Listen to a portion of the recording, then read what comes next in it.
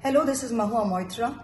I'm here to put a few facts on record and to bust a few myths and some fake propaganda that is being sent around on social media regarding the horrific rape and murder on 9th of August in RG Kaur Hospital. Number one, there is a figure of 150 grams of bodily fluids being floated around by responsible media.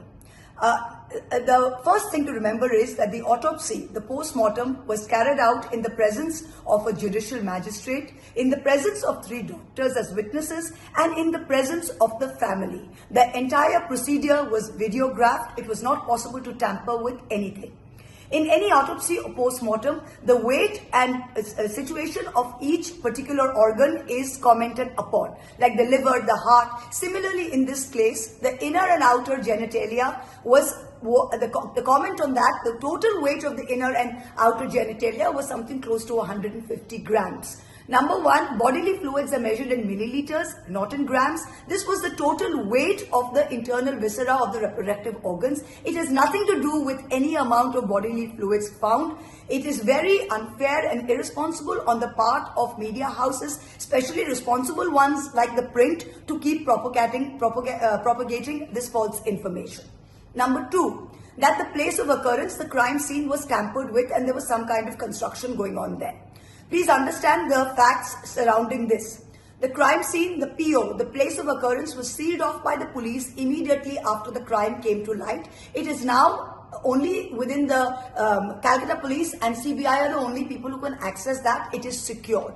After the incident happened, the health secretary came to the spot and met with doctors and students. The students said that they needed a rest area and they needed toilets to be constructed immediately. The superintendent engineer was asked without delay on behalf of the students to go and construct this. This is why the work started there, to construct the toilets and the rest area in keeping with the students' demands at a place of their choosing. This is not the place of occurrence or the PO or the crime scene, which was completely separate.